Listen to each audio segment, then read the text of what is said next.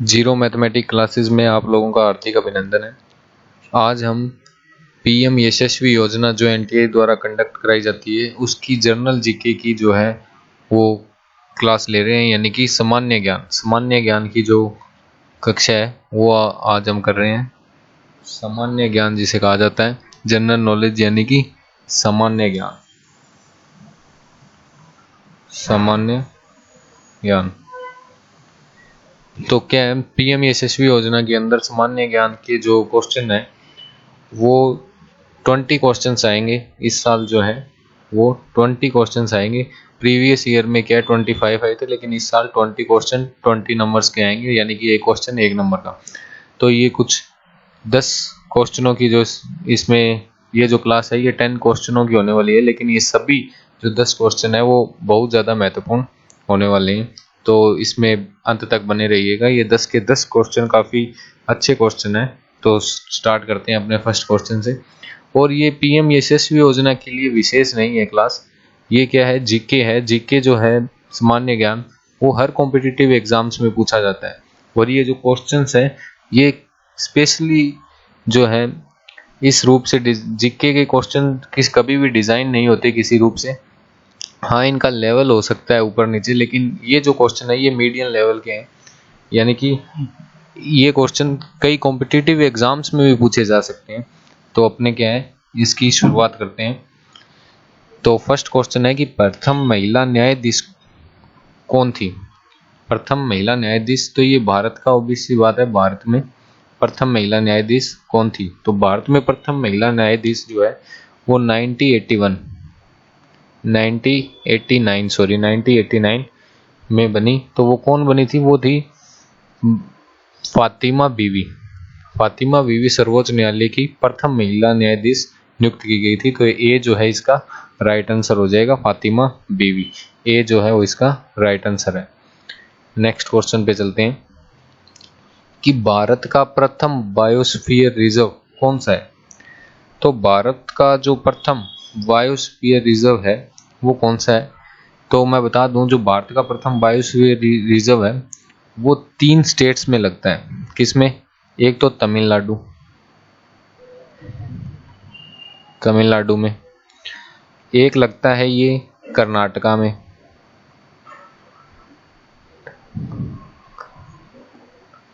और एक लगता है केरला में। तमिलनाडु, कर्नाटका, केरला, इन तीनों का ये कंबाइंड एक अपने जो भारत का प्रथम बायोस्फीयर रिजर्व है वो 1986 में बनाया गया था। और ये कौन सा है, इसका नाम है नीलगिरी।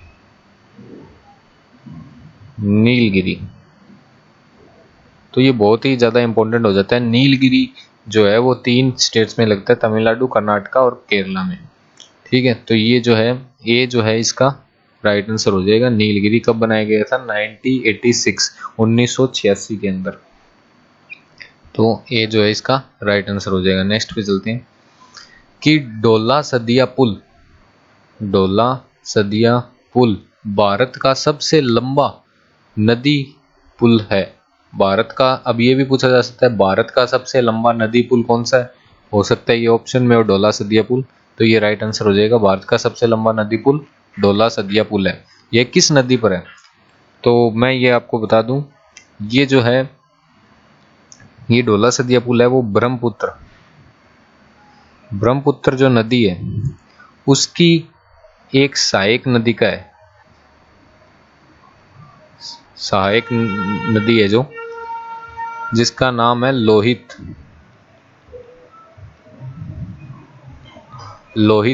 जिसका नाम क्या है, लोहित। इसका जो है ये ब्रह्मपुत्र जो है, ब्रह्मपुत्र की एक सहायक नदी है, कौन सी, लोहित। उस पर ये इस किस नदी पर बना है, तो लोहित नदी पर ये जो है पुल बना है। अब इसकी कुछ और बात बता दूं, ये कहां पर है, ये है असम में। ठीक है, एक बात और बता दूं, इसे नेपाली में है ना, नेपाली के अंदर इसे क्या कहा जाता है,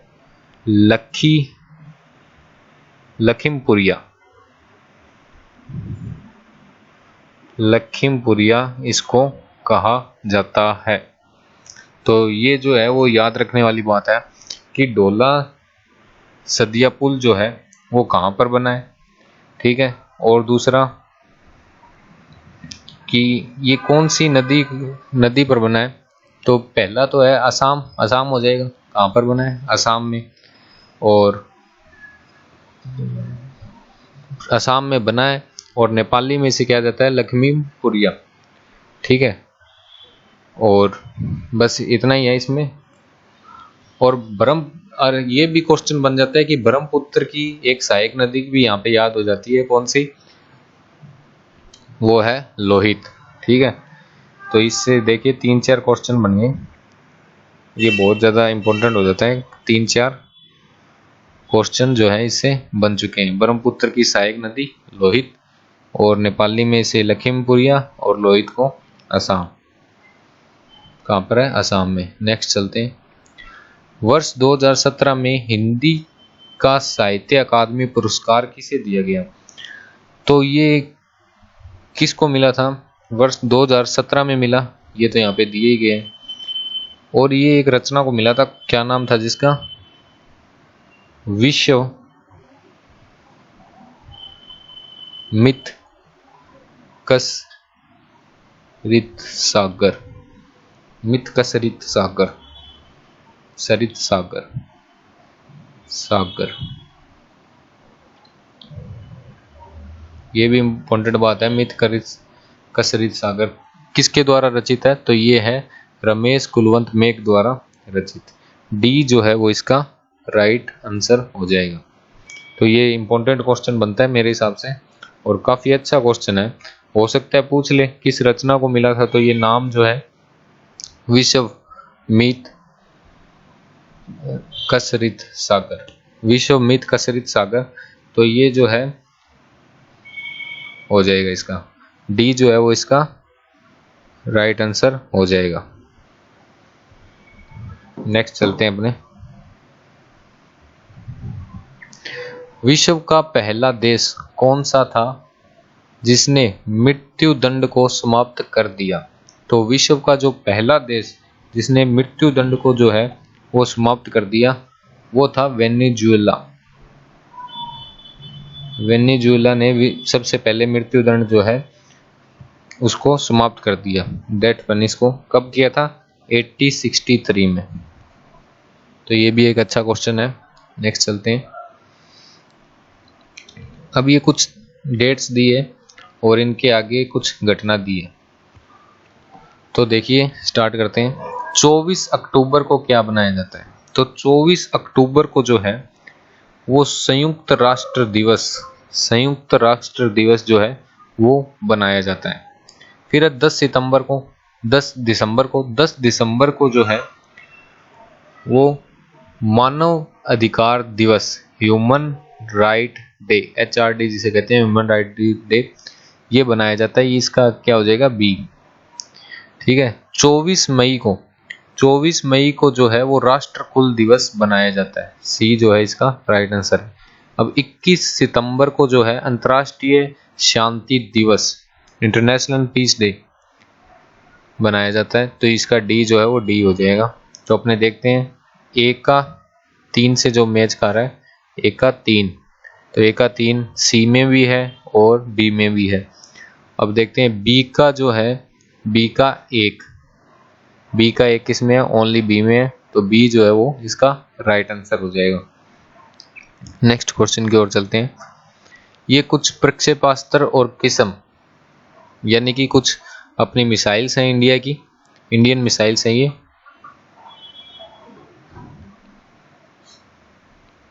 इंडियन मिसाइल्स है ये और ये जो है इनकी किस में है, मतलब किस प्रकार से कार्य करती है। तो देखिए पहली है पृथ्वी जो मिसाइल है वो सतह से सतह, यानी कि लैंड टू लैंड है, सतह से सतह पर मार करने वाली मिसाइल है, तो ए जो है, ए का यही होगा। फिर है त्रिशूल, तो त्रिशूल जो है वो सतह से लैंड टू एयर है, लैंड टू एयर, ठीक है, तो इसका भी बी होगा। फिर है सागरिका। सागरिका, सागरिका जो है वो सतह से जल वाली है। सागरिका क्या है? लैंड टू वाटर, ये जो है इसका सी का ये हो जाएगा चौथा। और नाग जो है वो टैंक डिस्ट्रॉयर है। टैंक डिस्ट्रॉयर कौन है? नाग, तो ये डी इसका हो जाएगा। तो पहले का एक का एक, दो का दो, इसमें भी है, इसमें भी है। और फिर है सी का फोर्थ इसमें ओनली, तो ए जो है इसका राइट आंसर हो जाएगा। नेक्स्ट चलते हैं। नेक्स्ट है कि रंगा स्वामी कप किस में दिया जाता है? तो देखिए रंगा स्वामी जो कप है वो हॉकी में जो है रंगा स्वामी कप जो है वो दिया जाता है।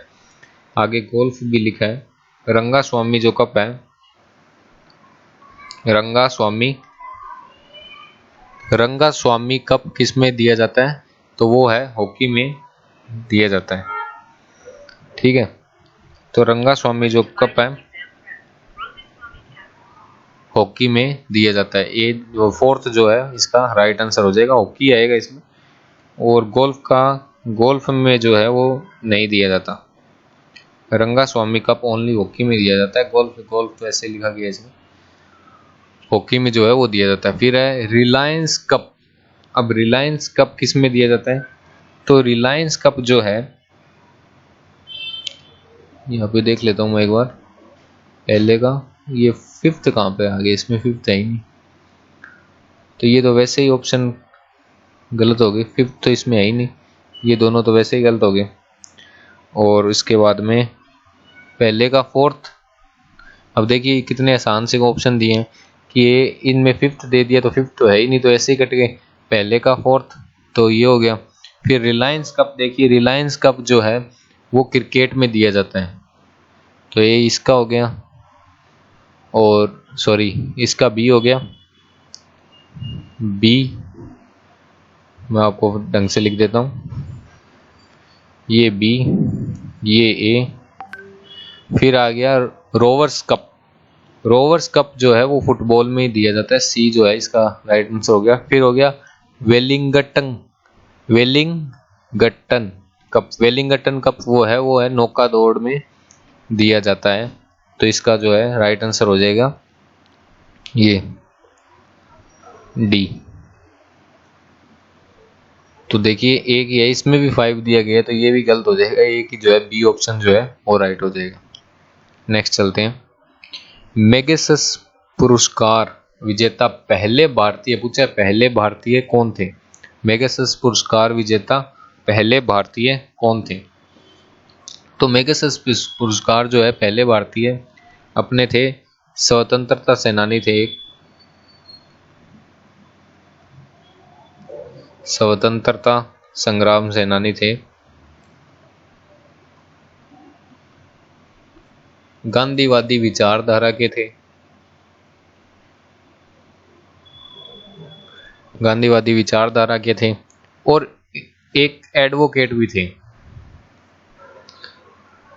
अब देखिए स्वतंत्रता सेनानी जो है विनोबा भावे जी जो थे, इनका नाम क्या था?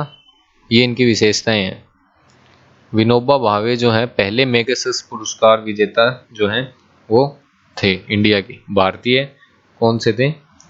ये अपने विनोबा भावे जी। नेक्स्ट चलते हैं। अंतर्राष्ट्रीय श्रम दिवस यानी कि इंटरनेशनल लेबर ऑर्गेनाइजेशन ILO, स्थापना वर्ष और संगठनों के नाम दिया गया है। यूनेस्को दिया गया है, यूनेस्को। विश्व स्वास्थ्य संगठन यानी कि WHO, और इधर दिया गया संयुक्त राष्ट्र यानी कि यूनाइटेड नेशन। औद्योगिक यानी कि इंडस्ट्रियल और विकास डेवलपमेंट ऑर्गेनाइजेशन UNIDO और यूनेस्को। यहाँ पे क्या दिया गया है? यूनेस्को। और यहाँ पे है ये यूनेस्को, UNESCO, यूनेस्को। और यहाँ ILO, इंटरनेशनल लेबर ऑर्गेनाइजेशन।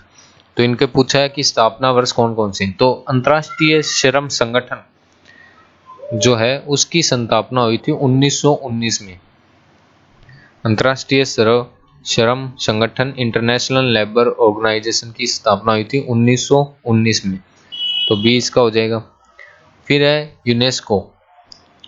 तो यूनेस्को देखिए, यूनेस्को जी की जो स्थापना है वो हुई थी 1945 में।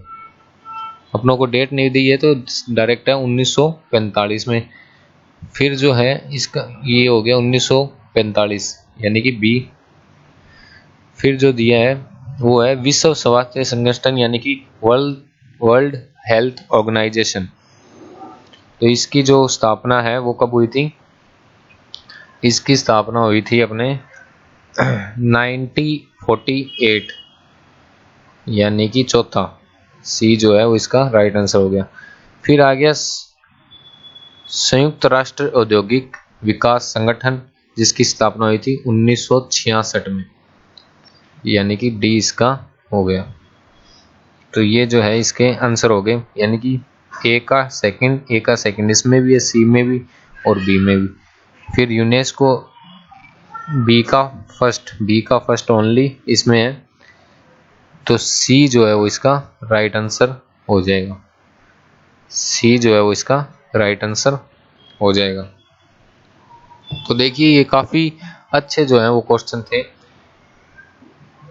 अपने। देखिए इनकी आपको जो है ये ILO यानी कि अंतर्राष्ट्रीय श्रम संगठन, ये भी पूछ सकते हैं। ILO का फुल फॉर्म क्या है? तो इंटरनेशनल लेबर ऑर्गेनाइजेशन। यूनेस्को की भी पूछ सकते हैं, तो इसकी होती है United Nation Education, Science and Cultural Organisation. ठीक है।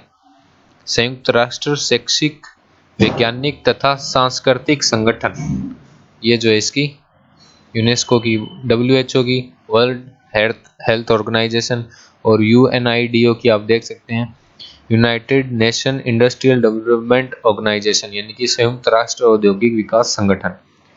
तो ये जो आज की क्लास है वो यहीं पर समाप्त होती है। तो देखिए ये 10 जो क्वेश्चन थे वो बहुत ही महत्वपूर्ण क्वेश्चन थे। ये जो 10 क्वेश्चन थे वो बहुत ही महत्वपूर्ण क्वेश्चन थे,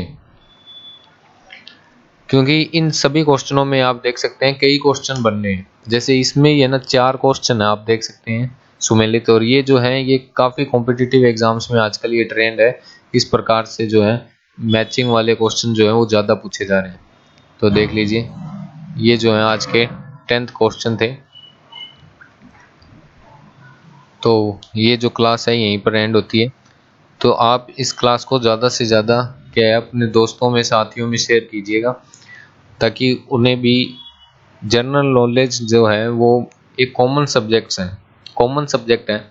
क्योंकि इसके अंदर क्या है सभी चीज़ों के बारे में पूछा जा सकता है, किसी भी चीज़ के बारे में। तो ये ऐसे नहीं है कि एक लिमिट तक सीमित है कि अपने केवल एक कैटेगरी वाइज इसे कभी नहीं डिवाइड किया जा सकता, जैसे कि एक ही एज ग्रुप के बंदे इसको देखें, तो ये नहीं हो सकता। क्योंकि इसमें लेवल होते हैं, medium, easy level, medium level और हार्ड लेवल। हार्ड लेवल कुछ नहीं है, बस थोड़ा अपडेटेड वर्जन होता है। तो यही है, ये 10 क्वेश्चन जो हैं वो बहुत महत्वपूर्ण है। तो आप इसे ज़रूर ज़्यादा से ज़्यादा शेयर कीजिएगा। तो इसी के साथ धन्यवाद।